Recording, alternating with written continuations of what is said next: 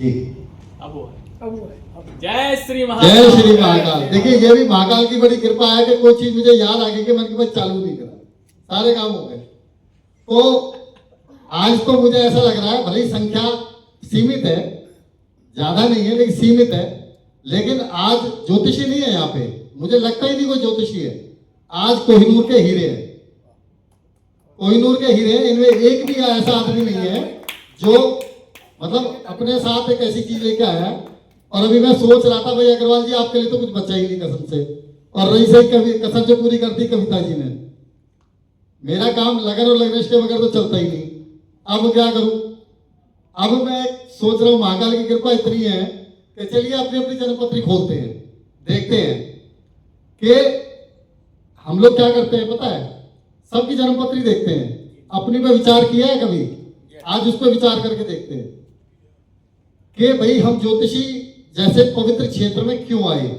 इस क्यों का जवाब लेते हैं। आज ऊपर वाले ने सबको रोजगार भी दिया है और सबको ज्ञान भी दिया है। हर इंसान के अंदर कोई ना कोई काबिलियत मौजूद है, बराबर। तो एक रिसर्च है छोटी सी बच्चे की कि भाई एक जो विद्वान ज्योतिषी है और एक जिसकी ज्योतिष में निष्ठा है, या जिसका ज्योतिष में योग है, क्या जन्मपत्री में ऐसे कौन से योग है उस ज्योतिष के योग को खोजने की कोशिश करते हैं। चलिए, लगन और लग्नेश के बगैर काम नहीं चलता मेरा। मैं तो फिर से कह रहा हूं, वैदिक ज्योतिषियों लगन और लग्नेश को पहले पकड़ूंगा। जिसका लगन और लग्नेश मजबूत है वो बहुत ऊपर जाएगा, और जिसका लगन और लग्नेश कमजोर है नीचे रहेगा, ये पक्का है। इसको लिख लो, चाहे जन्म पत्रिका में कितने भी अच्छे और बुरे योग बैठे हों, इस चीज को पहले पकड़ लो। उसके बाद मिथुन लगन, कन्या लगन, ध्यान से सुनना, बड़ा मजा आएगा। मिथुन लगन, कन्या लगन, धनु लगन और मीन लगन, ये 4 लगन हैं जिसमें ज्योतिषी पाए जाते हैं। या अगर नहीं है कोई बात नहीं, क्योंकि 12 लगन है कहीं ना कहीं। उसके बाद मिथुन राशि, कन्या राशि, धनु राशि और मीन राशि के जातक ज्यादातर ज्योतिष में पाए जाते हैं। इसके साथ साथ ज्यादातर ये योग होंगे। इसके बाद लगन का मालिक अष्टम में हो या अष्टम का मालिक लगन में हो, क्योंकि 8वां घर क्या है? रिसर्च। भाई हम लोग रिसर्च करते हैं, रोज रिसर्च करते हैं। आपको सुना, महामंथन किया, रिसर्च हो गई। रिसर्च करते हैं, किताबों से भी ज्ञान लेते हैं, कुछ अपने गुरुजनों से भी ज्ञान लेते हैं, सबसे थोड़ा थोड़ा कर। मतलब रिसर्च का भाव जो 8वां घर, उसका मजबूत होना जरूरी है। अष्टक वर्ग में जिस भी ज्योतिषी के 30 अंक से ज्यादा अष्टम भाव को होंगे, उम्र तो होगी उसकी 70 से प्लस। कुछ है बेचारे जो कम उम्र में चले गए, वो योग दूसरे होंगे। लेकिन अगर 35 और 40% अगर अष्टक वर्ग में बिंदु बोलते हैं, कोई बिंदु बोलते हैं, कोई रेखा बोलते हैं, तो डेफिनेटली ज्योतिषी हो सकता है, ध्यान रखना। इसके साथ साथ अष्टम का मालिक पंचम में और पंचम का मालिक अष्टम में हो। अष्टम का मालिक या तो पंचम में आ जाए या पंचम का मालिक अष्टम में आ जाए, तो जातक की रुचि तंत्र मंत्र विद्याओं में होती है, ज्योतिष में बाद में होगी। अच्छा, इसके साथ साथ एक भाई साहब कह रहे थे मैं शिक्षक था। चलिए इस विषय को और बढ़ा लेते थोड़ा सा। शिक्षक, फौजी के अफसर भी देखे हमने ज्योतिष सीखते हुए और ज्योतिष करते हुए। बैंक में कर्मचारी ज्यादातर और शिक्षक ज्योतिष जैसे पवित्र क्षेत्र में जाते हैं। आप चेक कर लेना क्यों जाते हैं, क्योंकि तो सवाल लगन होगी तो अकाउंट्स में या शिक्षा संस्थान में जाने के योग बनते हैं। इसके साथ साथ अब रिटायर हो गया तो क्या करे, तो मंथन करेगा ना। इसके साथ साथ आप देखिए, दसम भाव से बृहस्पति का संबंध होगा। जिसका भी ज्योतिष में इंटरेस्ट है, दसम भाव से अगर किसी भी बच्चे का भी देख लेना आप, चलते फिरते का, अगर दसम भाव से गुरु का संबंध बन रहा है तो आज नहीं तो कल वो ज्योतिषी नहीं बनेगा, ऐसा नहीं है, लेकिन वो इंटरेस्ट उसका ज्योतिषी में होगा। इसके बाद में बुध खराब होगा भाई साहब, ध्यान रखने वाली बात है, ज्योतिषी का बुध खराब होगा। इसके साथ चंद्रमा खराब होगा। चंद्रमा क्यों? मनसो जातक चंद्रमा, जब हम खुद परेशान होंगे तभी सामने वाले की बात को समझ पाएंगे और हमें लगेगा नहीं इसका उद्धार होना चाहिए, हमारा हो या ना हो छोड़ दो। जब उसका हो गया तो हमारा तो हो ही जाएगा।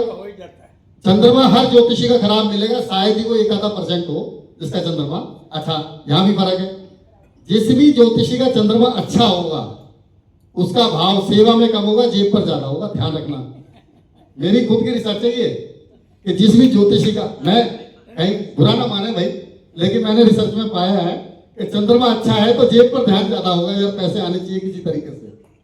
उसके साथ साथ अब ज्योतिषी भी बहुत सारे प्रकार के हैं, आजकल तो बढ़ते चले गए, अब तो मोबाइल नंबर भी आ गए। लेकिन चलिए यहां भी संशोधन करते हैं कि ज्योतिषी कितने प्रकार के होते हैं।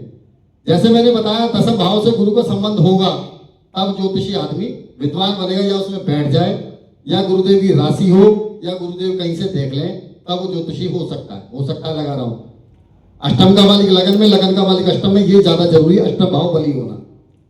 इसके बाद सूर्य देव, चलिए अब 9 ग्रह हैं, 9 ग्रह भी तो कुछ ना कुछ देंगे ना।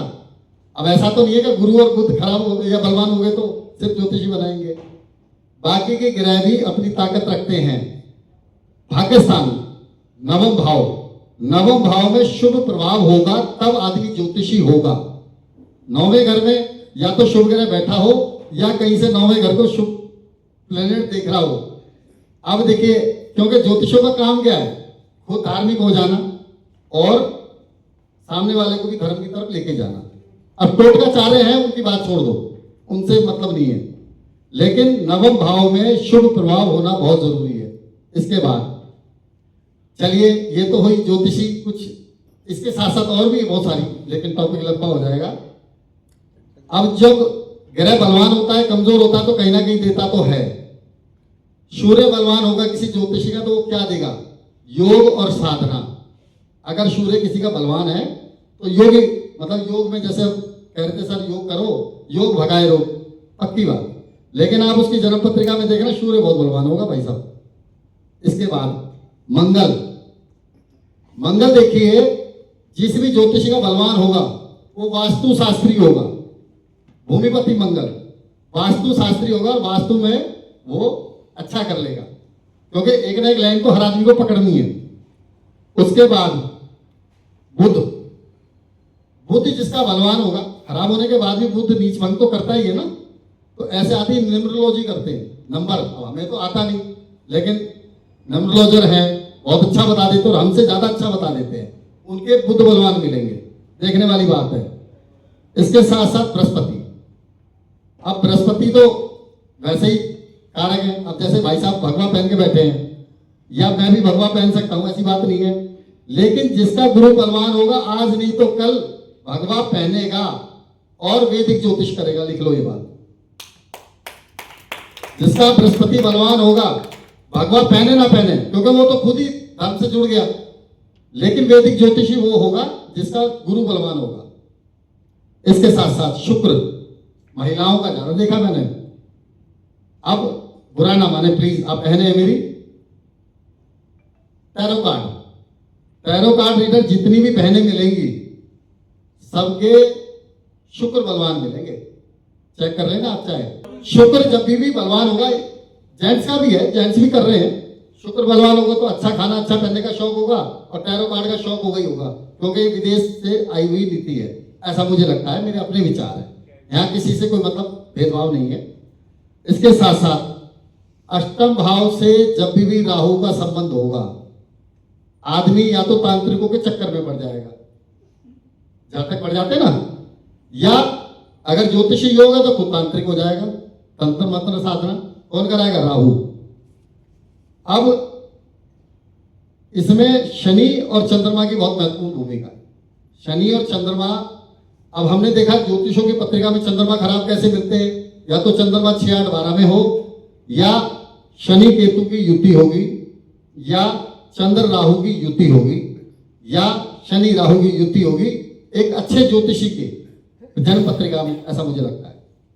उसके साथ साथ आप ये देखिए कि जैसे मैंने कहा चंद्रमा खराब होगा, मनसो जातक चंद्रमा, और ये सेवा करना जानता है, क्योंकि आदमी का जब खुद का मन खराब होगा तभी दूसरे की भावनाओं को समझ पाएगा।